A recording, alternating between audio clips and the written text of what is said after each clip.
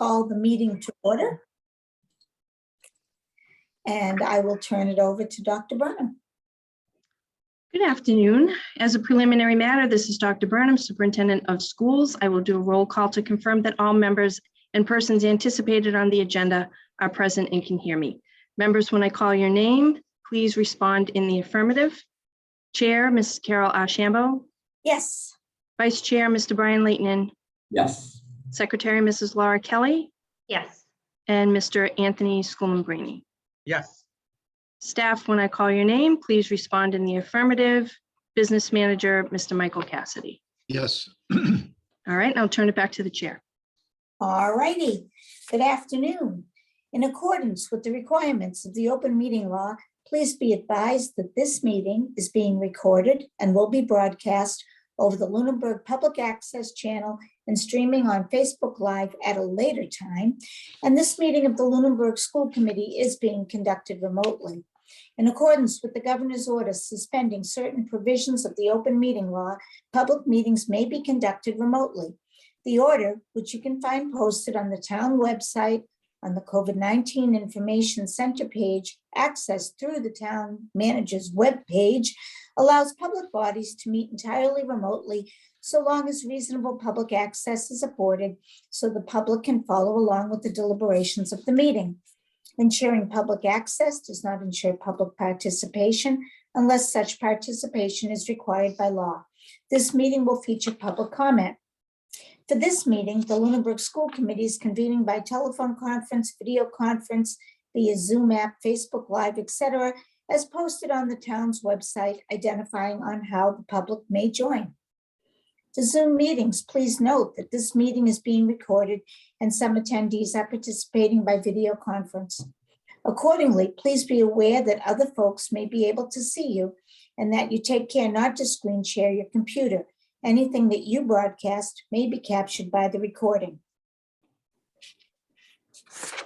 So I will introduce each speaker on the agenda, and after they conclude their remarks, the chair will ask for the comments of any other member. Please hold until your name is called. Please remember to mute your phone or computer when you're not speaking. Speak clearly and in a way that helps generate accurate minutes. For any response, please wait till the chair yields the floor to you and state your name before speaking. If members wish to engage in colloquy with other members, please do so through the chair, taking care to identify yourself. So each vote taken in this meeting will be conducted by roll call vote. So the first item on the agenda is the chair's report. And I just want to remind people that we have a vacancy on the committee. If you are interested, please watch the role and responsibilities of the school committee videos on the YouTube channel for Lunenburg Public Access. That will give you some information you may want to have. Should you decide to apply, submit a talent bank form to Elaine Peterson at Town Hall or Liz Peterson in the superintendent's office. Interviews for this position will be scheduled during a joint meeting of the school committee and select board. The planned date is July 19th at 7:15 at the town hall. That is hot off the press. I have not had a chance to ask the school committee members if they will be able to make this meeting. So if you can just text me and confirm that date and time, then I can do the same with Mrs. Peterson. So once again, that's July 19th at 7:15. If this date does not work, it gets forwarded to August. So just so you know, that's what the situation is. And now we have public comment for any items that are on the agenda.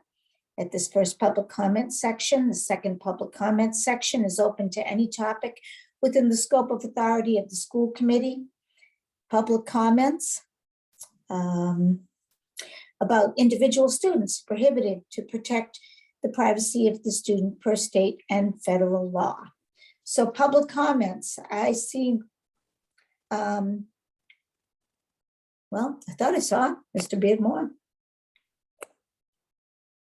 but he disappeared. So I guess he's not public commenting. So we will move on. to the first agenda item, which is, oh, he's connecting again. I will give him a chance to public.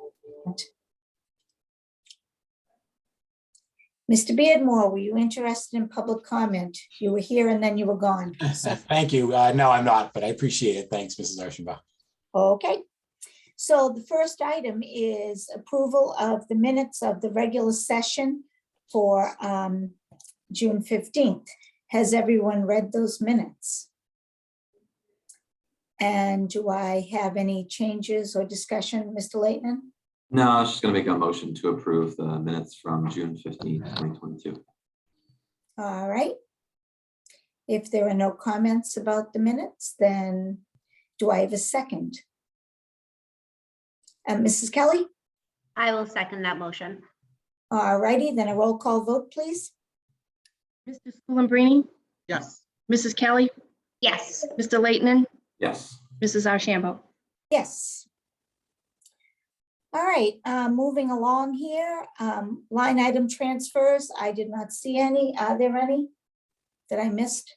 There are No not. line item transfers today. Thank you very much. So now we go on to new business and we start with the open PO report. Mr. Cassidy?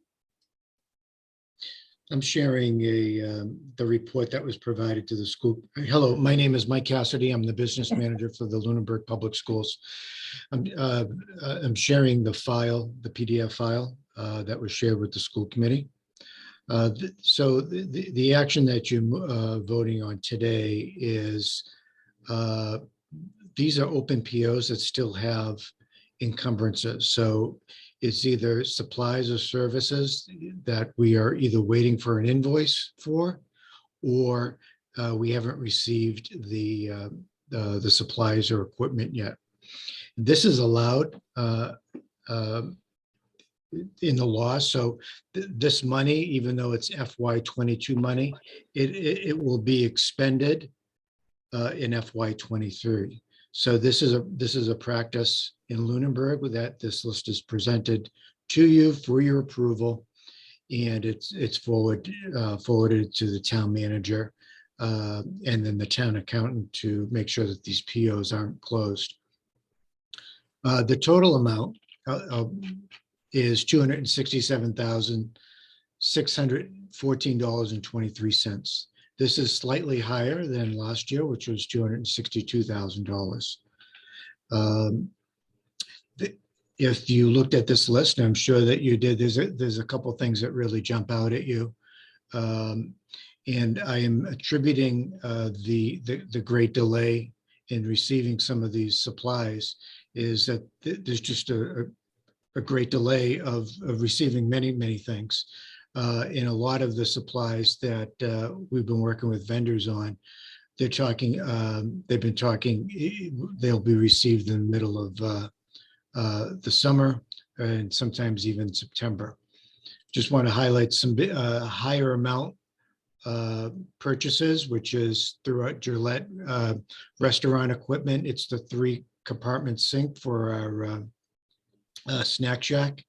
There's a heated folding carousel. It looked like that was cut off a bit. And then a milk cooler, which is being used down at the primary middle school, the primary school.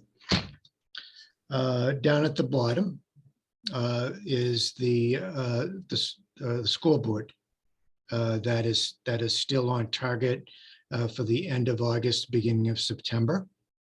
So that is being used, that's FY22 funds that'll be carried over or carry forward to be paid in FY23. Valley Communication, it's a new access system for safety at TCP.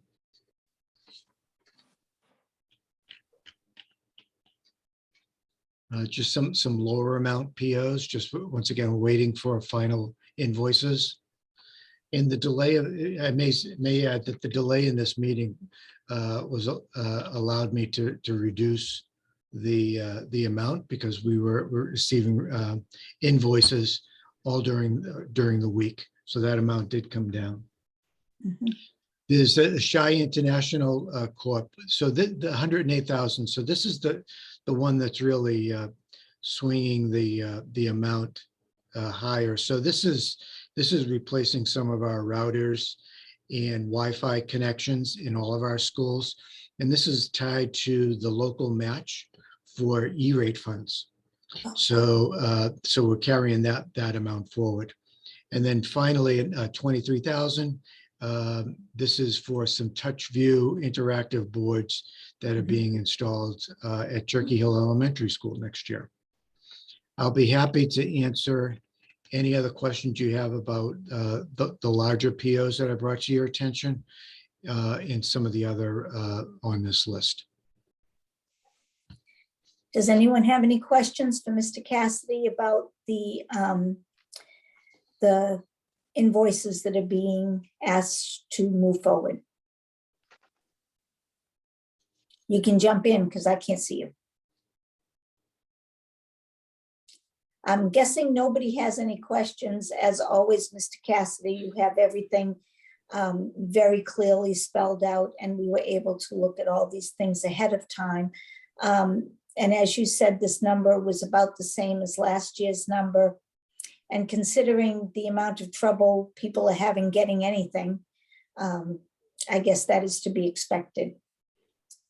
So if I don't have any other questions or comments from Mr. Cassidy about the year-end encumbrances, do I have someone that would like to make a motion? Just holler out because I can't see you. There we go. Sorry. What is we're just accepting the year-end encumbrances, basically? Is that what the motion would be for? Yep. Okay, so I'll make a motion to accept the year-end encumbrances as presented. And a second, please. Mr. Schoenbrini, I'll second. and if there's no further discussion, and I don't see any, we need a roll call vote. Mr. Schoenbrini, Yes. Mrs. Kelly, Yes. Mr. Leighton, Yes. Mrs. Ashambo. Yes, Thank you. thank you. Now, our next item is permission to post. In front of the, once again, Mike Cassidy, Business Manager for the Lunenburg Public Schools. This afternoon, there are 3 positions that are being presented to the school committee for approval. The first position is a district resource nurse, where we have an opportunity to reposition some of our nursing positions for next school year. And that it basically have we're identifying as a district resource nurse. So Ms. McGuire is has offered to go back to her middle school position. And we would have another point of contact for the district to deal with some of the increase in student demands and work with principals and the school nurses. They'll be working with data. In the event that COVID creeps back up, they'll be our new contact for COVID. And once again, if we get into a spot where we're short on substitutes, they'd be stepping in on doing some coverage in our schools. So it's a lot of the work is what Ms. McGuire was doing this year, but we look at this position as an opportunity just to correct and to bring all the systems up to date, all the records up to date before this position is actually phased out at the end of next year. It's being funded by the Department of Public Health grant, and it goes away. So there's a good chance that this position is going away in the next year, and we'll be back with 4 school nurses in the budget next year. The next position is we're preparing for a student that really needs some intensive medical service during the school day. And we're looking to hire an LPN to assist that student. In addition, they'll be providing some sort of instructional services when needed in the classroom setting with that student. That's being funded by our 240 grant, our special education grant. And then finally, over the last 2 weeks or so, we've identified a new student need. It's a weight room supervisor for afternoon training. So we currently have a morning weight training program, 3 days a week. But there's so many of our students are taking advantage of working during the summer, during the day, that they need another opportunity to get to the building in the afternoon. So we're hoping to open up the weight room in the afternoon to meet that student demand as well. That's going to be funded under the local grant. It cannot be funded out of the athletic grant or the athletic revolving program, because this afternoon weight room supervisor will be servicing all students in the school, just not our student athletes. So every high school student will be invited. So I'll turn it back to the chair for any questions from the committee. Thank you. Does anyone on the committee have any questions about any of these positions? Sing out. It's Brian. The only thing I was going to add was just the weight room seems to be just for high school kids. It seemed like it could be open to all students. Might be beneficial.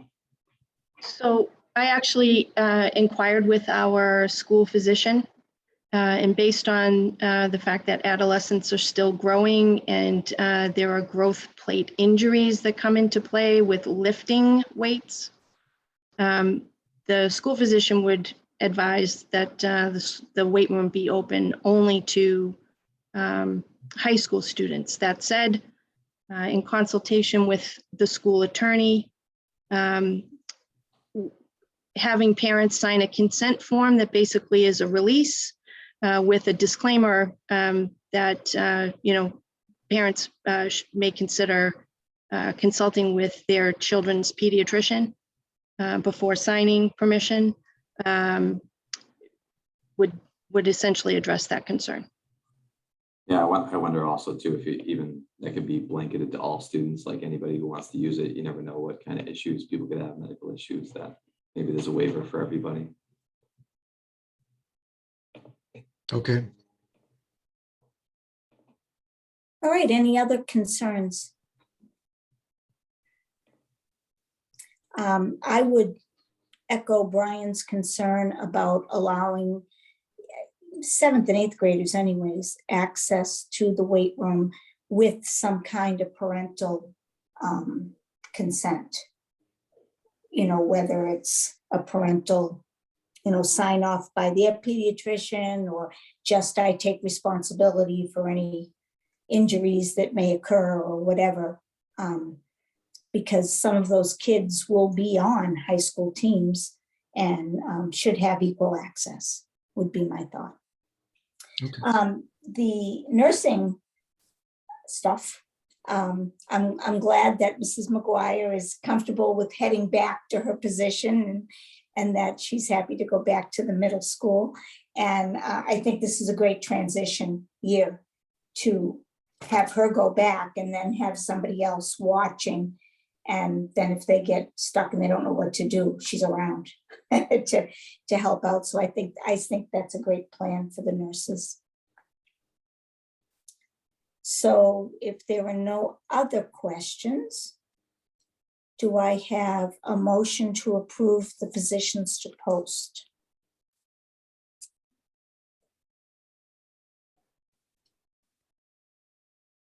I'll make a Mr. motion. Kelly? Oh, okay. Honey, Mr. that- Schoenbrini, I'll make a motion to post, to give permission to post the 3 positions we just discussed. and a second? I'll second that. Mrs. Kelly, thank you. And a roll call vote. Mr. Schoenbrini, Yes. Mrs. Kelly, Yes. Mr. Leighton, Yes. Mrs. Archambault. Yes, Once again, thank you. thank you very much. So now we're on to the school handbook revision. So towards the tail end of the school year, there was a circumstance that caused us to go looking for language in the handbook. And at that point, we realized that the language was not consistent across all handbooks. And therefore, we wanted to add the language so that it would be consistent. And this language is around illegal articles according to Mass General Law, as well as articles not allowed in school. And you saw the language highlighted in yellow and in a red font. And essentially, it's just been carried through all 4 handbooks. Could we, just for the public, Sure. have just a statement on what essentially you're talking about? Let me see here.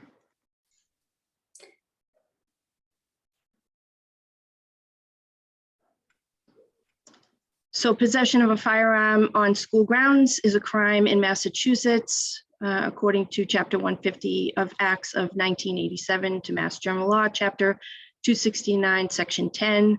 Additionally, knives, sharp instruments, any weapons, tobacco products, matches, lighters, pipes, alcohol, and drugs not prescribed by a physician are illegal to have on school property.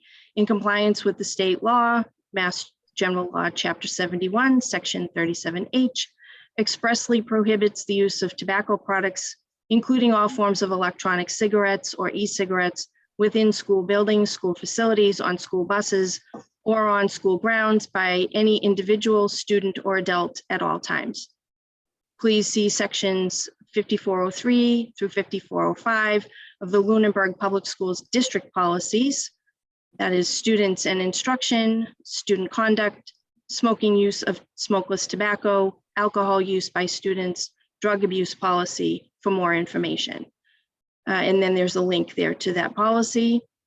Additionally, articles not allowed in school. Certain articles have been deemed unnecessary, dangerous, and/or distracting to the educational environment and therefore are not allowed on school property.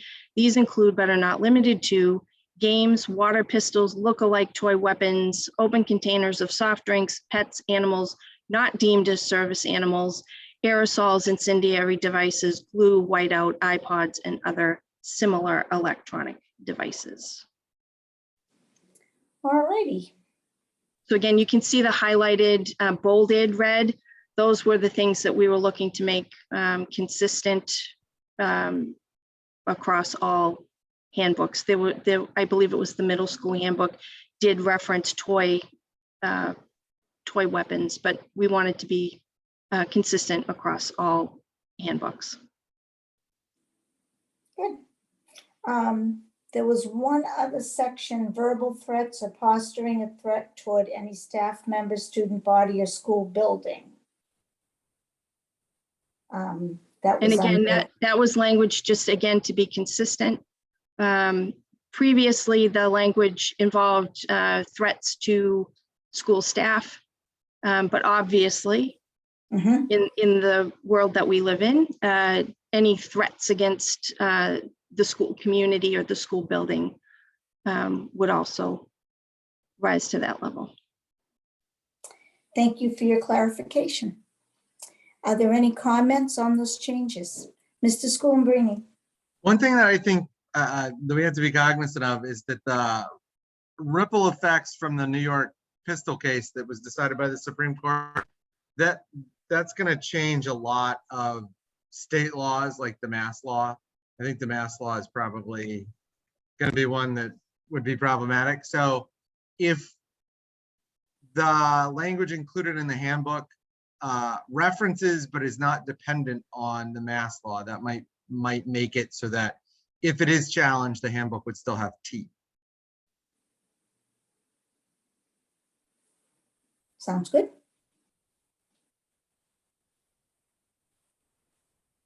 Any other comments? Then hearing none, do we have a motion? Mrs. Kelly? I'll make a motion to accept these handbook revisions, sorry. That's okay. Mr. Leighton? I'll second that motion. All right, then a roll call vote, please. Mr. Schoenbrini, Yes. Mrs. Kelly, Yes, Mr. Leighton, Yes. Mrs. Ashambo. Yes. And our last item has to do with universal meals. And as suggested at our last meeting, I did a revision of the letter that Mrs. Lorenzen sent us regarding asking the state legislature to consider keeping universal school meals free for all students in the next year. So I did that revision, and if people are fine with that revision, then we will send it in. Not that we're going to change the world, but it certainly doesn't hurt to try. So are there any comments about that? Okay, then do I, oh, go ahead, My only Ron. comment, I think we should post it on the Facebook page too. I think that would be great, just to share the letter. Okay. Sounds good. Then do I have a motion to accept the letter as revised, and we'll get it sent out? Mr. Leighton, Make a motion to accept the letter as revised and send it out. and a second, please. Mrs. Kelly? I will second that motion. All righty, then a roll call vote. Mr. Schoenbrini, Yes. Mrs. Kelly, Yes, Mr. Leighton, Yes. Mrs. Ashambo. Yes.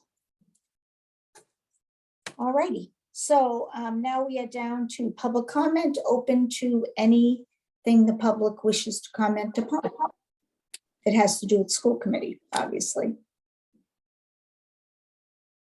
I am seeing no hands, so we will continue on. Before we adjourn, I just want to state that our next scheduled meeting is August 31st, that we do want to put a workshop meeting to go over protocols, which would include the placement of the public comment section, along with other things that we've looked at that we'd like to make some adjustments to.